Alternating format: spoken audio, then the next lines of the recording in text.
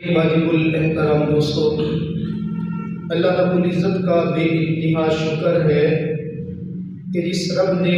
مجھ پر یہ احسان فرمایا کہ آج 3 ہفتے کے بعد آپ حضرات کی خدمت میں اللہ رب العزت نے صحت و عافیت اور ایمان و یقین کے ساتھ بلکہ ایمان کی بڑھوتری کے ساتھ اللہ رب العزت نے ایک مرتبہ پھر آپ حضرات کے سامنے یہاں منبر پہ بٹھا دیا۔ ابھی یوں لگتا ہے جیسے کل کی بات ہے، میں آپ کے سامنے یہاں منبر پہ بیٹھ کے بات کر رہا تھا کہ میں انشاءاللہ عمرے پہ جا رہا ہوں، آپ سب نے دعا کرنی ہے، اور ابھی 20 دن بلکہ 25 دن گزارنے کے بعد میں آپ حضرات کے سامنے پہنچ گیا ہوں کہ خواب لگتا ہے، اور یہ خواب ایک دن ایسا ہوگا کہ ہماری زندگی کے میں بھی خواب لگے گی۔ جب جناب اسرائیل علیہ السلام آ کے کہیں گے نا چل میرا بچہ ٹائم تیرا پورا ہو گیا، اور ہمیں یوں لگے گا کہ ہم اپنے 50-60 سال کی زندگی گزار کے، ابھی کل کی تو بات ہے جب ہمارے کان میں اذان ہو رہی تھی اور ابھی آپ لینے بھی آ گئے ہو، تو یہ وقت کا گزرنا ہمیں بڑا کچھ سمجھاتا ہے، وقت کا گزرنا ہمیں بڑا کچھ سکھاتا ہے۔ اس لیے کہتے ہیں نا عقلمند وہ ہے جو کہانی بننے سے پہلے اپنی کہانی لکھنا شروع کر دے۔ جس نے کہانی لکھنا شروع کی نا وہ پھر بھی کچھ نہ کچھ فائدے میں رہ جاتے ہیں، اور جو کہانی بن جاتا ہے نا تو پھر اس کی کہانی کو لوگ سناتے ہیں، کبھی کسی انداز میں کبھی کسی انداز میں۔ بہرحال خوش قسمت ترین لوگ وہ ہوتے ہیں جن کی کہانیوں پہ بھی لوگ رشک کرتے ہیں، اور آپ یقین کریں اس مبارک سفر کے اندر ہم بہت ساری چیزیں ایسی دیکھ کے آئے ہیں کہ جہاں ان جگہوں کے اوپر ہم کھڑے ہو کر ان عظیم شخصیات کی زندگیوں پہ، ان کی قربانیوں پہ، ان کے لگے ہوئے قدم جن جگہوں پہ تھے ان پہ رشک کر رہے تھے، اور سوچ کے مجبور ہو رہے تھے کہ یا میرا اللہ تو نے کیسا انہیں ایمان دیا، کیسا تو نے انہیں ایمان دیا کہ وہ اتنے عظیم الشان کام کر کے چلے گئے۔ میں وہاں ساتھیوں کو کہہ رہا تھا جو میرے ساتھ ساتھی تھے کہ پہلے تو شاید ہمارا نظریہ پتہ نہیں کیا تھا، لیکن اب میں ایک جملہ یہاں سے لے کے جا رہا ہوں، ایمان بنتا مکے میں ہے اور نکھرتا مدینے میں۔ یہ پکی بات ہے، مکہ میں آپ جاؤ تو اللہ رب العزت کے گھر کے اوپر نظر پڑنے کی دیر ہوتی ہے، انسان کو سارے اپنے گناہ یاد آنا شروع ہو جاتے ہیں، میں نے فلاں موقع پہ یہ بھی کیا تھا، یہ بھی کیا تھا، یہ بھی کیا تھا۔ گناہ یاد ہونے کے بعد دل میں ایک بڑی تڑپ ہوتی ہے، کوئی مسئلہ کوئی نہیں ہے، ابھی میں نے جانا ہے اللہ کے دربار میں، اللہ کے قدموں میں سر رکھنا ہے اور رکھ کے سارے معاف کروا لینے۔ ممکن بھی نہیں ہے کہ رب تعالیٰ یہاں پہ مجھے کہہ دے چلو نکل میں نہیں معاف کر، تو سوال ہی پیدا نہیں ہوتا۔ اور ہے بھی حقیقت، جب وہاں جا کے ایک مرتبہ آنکھ سے آنسو نکلتا ہے نا تو یوں ٹھنڈا ہوتا ہے، دل ایسے ٹھنڈا ہوتا ہے، یوں لگتا ہے میرا رب آنسوؤں کے ذریعے سے ہمیں یقین دلوا رہا ہے تیرا فلاں بھی معاف کر دیے، چل تیرا فلاں بھی معاف کر دیے، فلاں بھی معاف کر دیے۔ اور جب سارے یہاں سے گناہ معاف ہو جاتے ہیں، اب ایمان کے اوپر پالش ہوتی ہے مدینہ منورہ میں، جیسے روضے رسول پہ نظر پڑتی ہے دل میں ٹھنڈک بڑھتی ہے، اور جب روضے رسول کی جھالیوں پہ بندہ پہنچتا ہے اور ایک مرتبہ اپنا ہاتھ اٹھا کے کہتے ہیں نا الصلاۃ والسلام علیک یا رسول اللہ، وہ جو لطف ہوتا ہے نا اس سلام پیش کرنے میں، آپ یقین کریں میں وہ لطف نہ یہاں بیان کیا جا سکتا ہے، نہ میں سمجھا سکتا ہوں، نہ وہ سمجھ میں آ سکتا ہے۔ بہرحال دعا ہے اللہ مجھے اور آپ کو بار بار ان مقامات کی زیارت فرمائے، اللہ مجھے اور آپ کو اللہ ایسی ترتیب بنا دے، اس کے بس میں اللہ ایسی ترتیب بنا دے بس اب ہمارا آنا جانا وہاں پہ لگا رہے۔ میں دیکھتا تھا نا حاجی خلیل صاحب کا ہر سال پتہ چلتا تھا اب حج پہ جا رہے ہیں، اب عمرے پہ جا رہے ہیں، اچھا جی پتہ چلا حاجی خلیل صاحب آگے بتا دیں مفتی صاحب ہمارا پوری فیملی کا پروگرام بن گیا۔ میں سوچتا تھا یار ایک مرتبہ حج فرض کر لیا بس کافی ہے، عمرہ زندگی میں کر لیا تو بس حاجی صاحب کو چاہیے اور کافی سارے خیر کے کام کر لیں، کہا تو میں نے کبھی نہیں، لیکن ذہن میں آتا تھا، لیکن اب جا کے دل کرتا ہے کہ نہیں وہ جو کر رہے ہیں نا وہ ٹھیک ہے، خیر کے کام بھی اللہ لے ہی رہا ہے، اللہ تعالیٰ خیر کے کام بھی ساتھ ساتھ چلا ہی رہے، لیکن یہ جو ساتھ یہ والا کام ہو رہا ہے نا کہ اللہ تعالیٰ آنا جانا لگائے رکھے، یہ واقعی وہ جو لطف ہے نا اس سفر کے اندر، اس سفر کے اندر میں کل ایک جگہ بیان کرتا ہوں کہہ رہا تھا نازاں ہے جس پہ حسن و حسن رسول ہے، یہ کہکشاں تو آپ کے قدموں کی دھول ہے، اے کاروان عشق ذرا سر کے بل چلو، طیبہ کے راستے کا تو کانٹا بھی کھول ہے۔ اور آپ یقین کریں ویسے اتفاق سے آج تاریخ ہے غالباً 17 جمادی الثانی ہے۔ جمادی الثانی کا مہینہ ویسے ہی اسلامی تاریخ کے اعتبار سے بڑا بابرکت اس اعتبار سے مہینہ ہے کہ اس مہینے میں میرے آقا کے پیارے صحابی، میرے آقا کے وہ صحابی کہ جنہوں نے میرے آقا کا اس وقت ساتھ دیا جب پورا مدینہ میرے آقا کے مخالف تھا، پورا مکہ میرے آقا کے مخالف تھا۔ مدینے میں تو خیر میرے اللہ نے بڑی سہولت عطا فرمائی، مکہ والے مخالف تھے اور آپ علیہ السلام چھپتے پھر رہے تھے۔ جب میرے اللہ نے بھی حکم دے دیا کہ میرا محبوب اب تیرا یہاں میں رہنا ٹھیک نہیں ہے، اب تو بس اس شہر کو چھوڑ جا، اس مکہ المکرمہ سے ہجرت کر جا۔ وہ ہجرت کے لمحات کیسے کیے تھے اس وقت میں جو ساتھ چلے، جن کا نام عبداللہ، جن کی کنیت ابو بکر، جن کا لقب صدیق اور عتیق لقب ہے۔ اچھا صدیق لقب وہ ہے جو میرے آقا نے دیے اور عتیق لقب وہ ہے جو ان کی والدہ نے دیے۔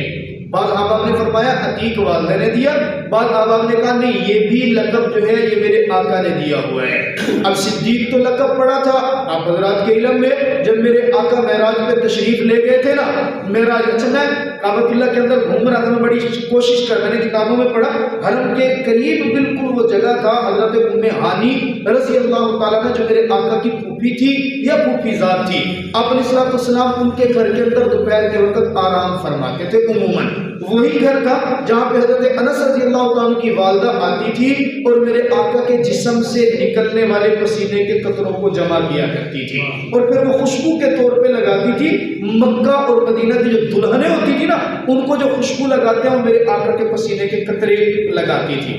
اب میں نے کتابوں میں پڑھا تھا کہ حرم کے بالکل قریب وہ گھر تھا، اس گھر کے اندر آپ علیہ السلام دوپہر کو آرام فرما رہے تھے اور وہیں سے جناب جبریل امین آئے تھے اور آ کر کے میرے آقا کو اٹھا کر کے لے گئے تھے۔ پہلے میرے آقا کو یہی کعبۃ اللہ کے اندر حرم کے اندر ہی میرے آقا کا سینہ مبارک چاک کیا گیا تھا، شق صدر کا واقعہ پیش آیا تھا، پھر یہاں سے معراج پہ تشریف لے گئے تھے اور پھر میرے آقا ایک ہی رات میں معراج کا سفر کر کے آئے تھے۔ میں عرض کر رہا ہوں میں جناب ابوبکر صدیق کا لقب صدیق کیوں پڑا تھا؟ وہ جب میرے آقا واپس آئے تھے نا تو سب کے سامنے میرے آقا نے اپنا معراج کا واقعہ پیش کیا۔ صدیق اکبر سے ملاقات نہیں ہوئی تھی، وہ کافروں نے آ کے ہنستے ہوئے مذاق کرتے ہوئے کہا تھا اے ابوبکر، وہ جس کو تو اپنا دوست کہتا ہے نا، جس کو اپنا پیغمبر مانتے، وہ کہتا ہے میں ایک رات کے اندر یہاں سے اٹھا مسجد اقصیٰ گیا، مسجد اقصیٰ میں امامت کروائی، پھر وہاں سے عرش معلیٰ پہ گیا، رب ذوالجلال کے سامنے ملاقات کر کے آیا اور ایک رات کے اندر میں واپس آ گیا۔ بھلا ابوبکر ایسا ممکن ہے؟ جناب صدیق اکبر نے فرمایا دوبارہ بولو، کس نے کہا تیرے دوست نے کہا اگر تو کہتا ہے تو بالکل ماننے والی بات ہی نہیں ہے، اور اگر میرے یار نے کہا ہے نا تو میں آنکھیں بند کر کے اس کی تصدیق کرتا ہوں۔ یہاں سے وہ لقب جناب صدیق اکبر پڑا۔ میں یہاں سے بڑا سوچ کے گیا تھا لوگوں گھر مجھے دکھا دینا۔ اب بندے کی ایک خواہشات ہوتی ہیں، میں گھر دیکھوں گا، پرانے گھر دیکھوں گا، حضرت ابوبکر صدیق رضی اللہ تعالیٰ کو پرانا گھر دیکھوں گا، میں وہ راستہ دیکھوں گا جہاں سے ہجرت کے لیے میرے آقا نکلے تھے، لیکن ہمیں وہ گھر نہیں ملا۔ ہم مکہ میں 5 دن رہے، اب تو بالکل نیا سٹائل ہے اور نئی چیزیں ہیں، ہر چیز وہاں پہ بالکل تبدیل ہے۔ بڑا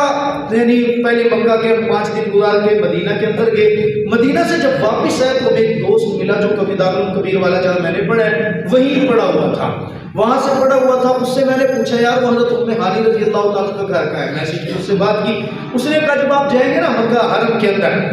کے اندر جا کے آپ دیکھیں باب فہد اور باب عبدالعزیز کے درمیان میں سیڑھیاں نکلتی ہیں، ان سیڑھیوں کے دائیں جانب نا برآمدے کے اندر آپ کو 2 پلر نظر آئیں گے جو سارے پلروں سے بالکل مختلف ہیں، ان کا رنگ بھی الگ ہے، ان کا ڈیزائن بھی بالکل الگ ہے، بس یہ 2 پلر آپ نے تلاش کرنے۔ آپ نے اگر وہ 2 پلر تلاش کر لیے تو آپ خوش قسمت لوگوں میں سے ہوں گے جنہوں نے میرے آقا کے معراج پہ جانے والی جگہ دیکھ لی۔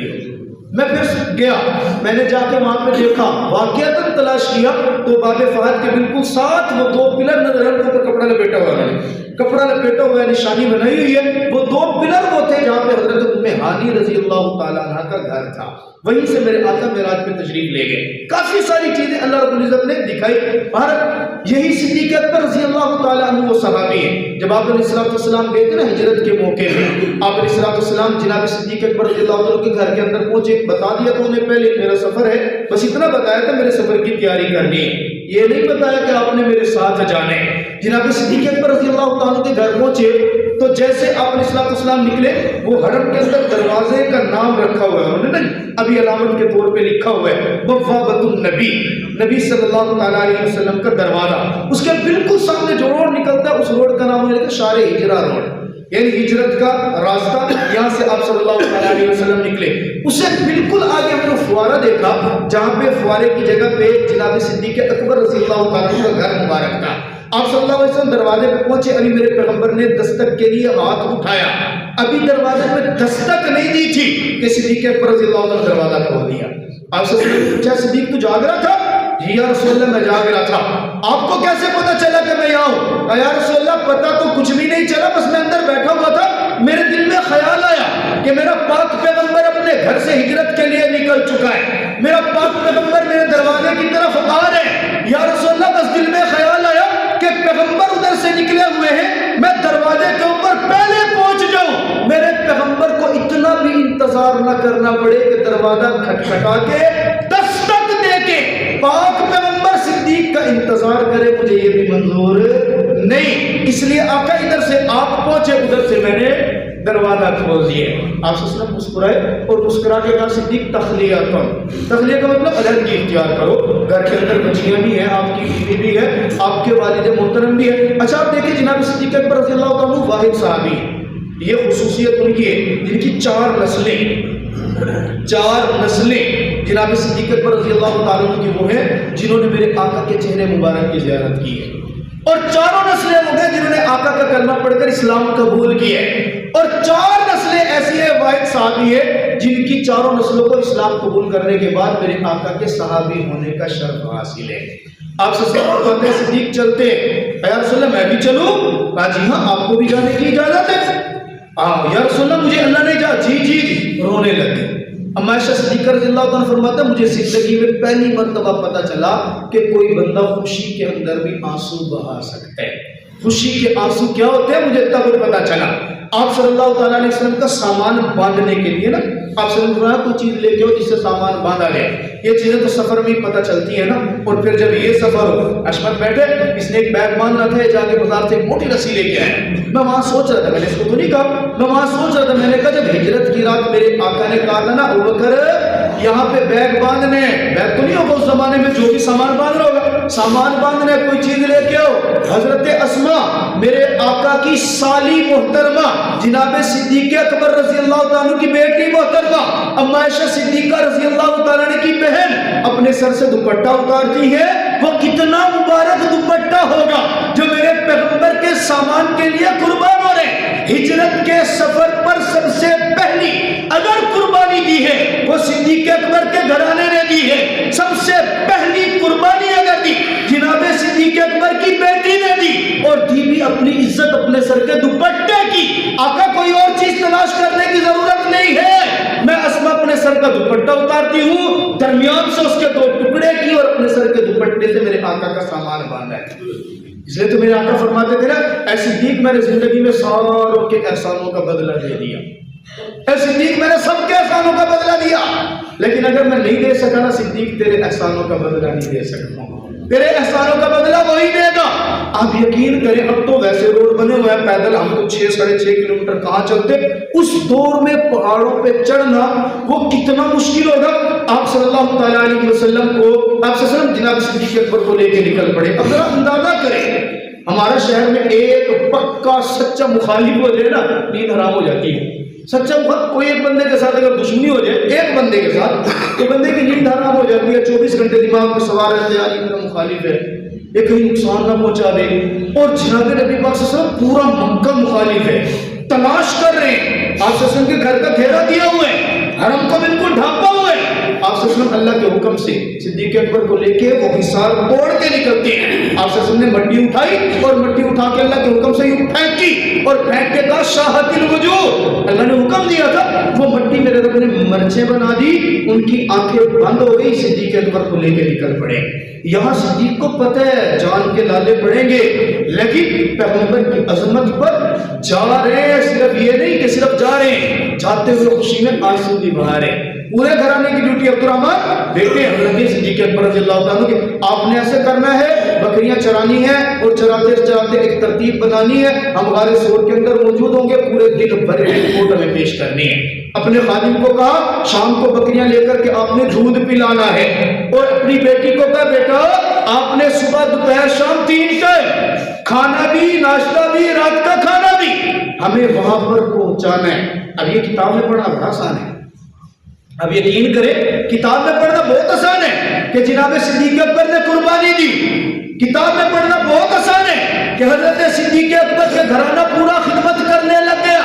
جب ہم غار ثور پہ پہنچے، غار ثور کے نیچے کھڑے تھے تو ہمارے ساتھی کہہ رہے اوپر چڑھے، میں نے ایسے دیکھا 6000 میٹر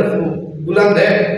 غار ثور پہاڑ، اوپر دیکھ کے میرے دل سے نکلا واہ صدیق اکبر واہ، تیری شان ہے، تو اس پہاڑ پہ صرف چڑھا ہی نہیں ہے، تو نے اپنے کندھوں پہ میرے پاک پیغمبر کو بٹھا کے سفر طے کیے۔ میں اکیلا چڑھوں تو مجھے اکیلے چڑھتے ہوئے ڈر لگے، اور صدیق تیرا کتنا کمال ہے، تو 2 جہانوں کے سرداروں کو لے کے اپنے کندھے پہ بٹھا کر کے اوپر چڑھے، اور اوپر چڑھ کے پھر ایسا نہیں کیا کہ اوپر چڑھ کے جا کے آرام کرنے لگے ہو، اوپر چڑھ کے کہا کہ آپ یہاں پہ آرام فرمائیں، میں غار کی جا کے صفائی کروں گا، تھکے ہوئے بھی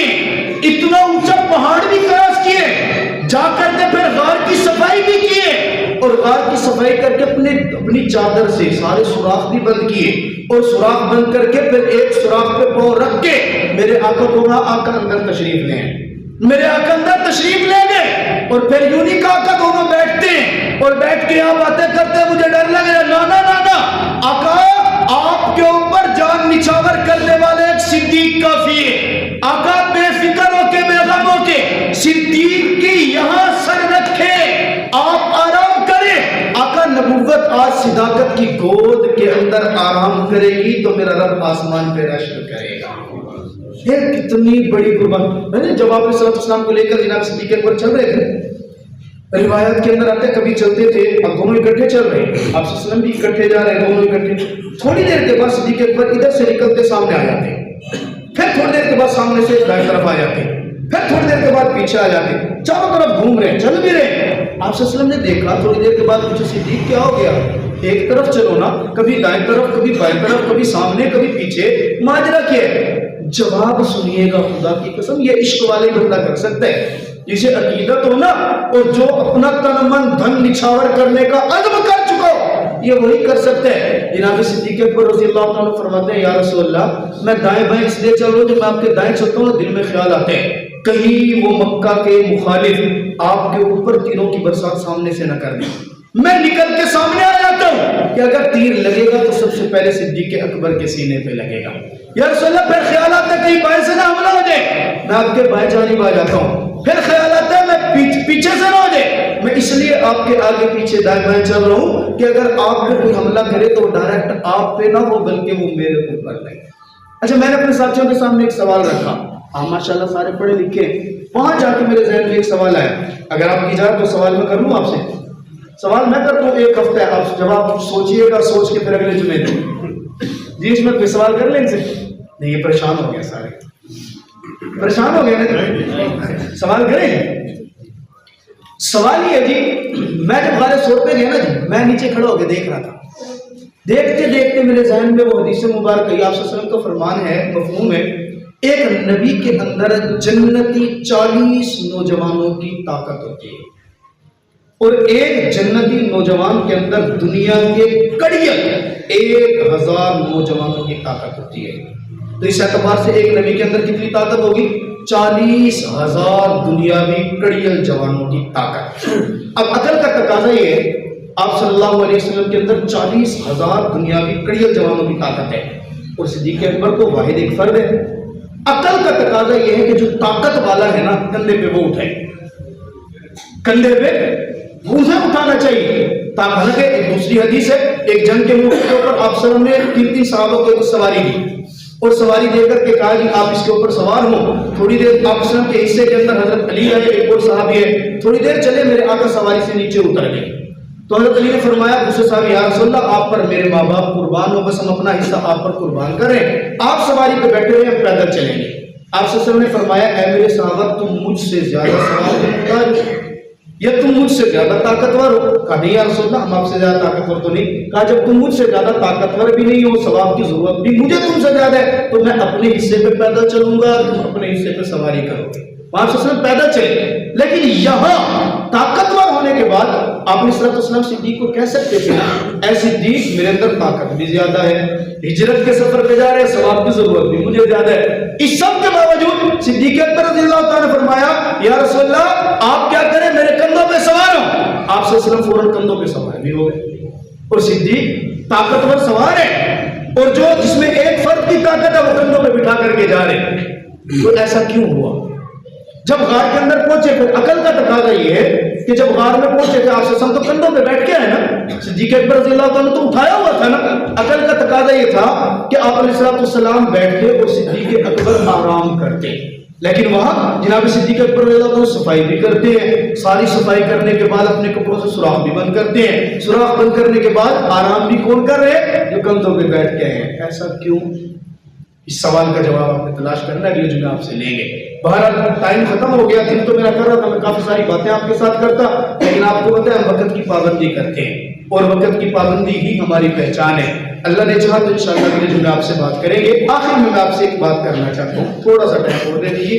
میں نے جانے سے پہلے آپ کو یاد ہوگا ایک مسجد کی اپیل آپ سے کی تھی چندے کے حوالے سے.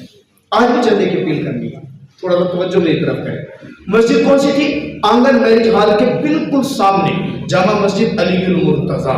رضی اللہ تعالیٰ عنہ. ہم نے اس کے لیے آپ سے اپیل کی تھی، آج سوچا آپ کو صرف اس کی تھوڑی سی کارگزاری سنا دیں. جامع مسجد علی المرتضیٰ میں برابر رات اس کی مکمل ذمہ داری حاجی خلیل صاحب کے اوپر تھی، اور ہم ان سے باقاعدہ رپورٹ لیتے بھی رہے. عمرے پہ بھی ان سے بات ہوئی، عمرے سے واپس آئے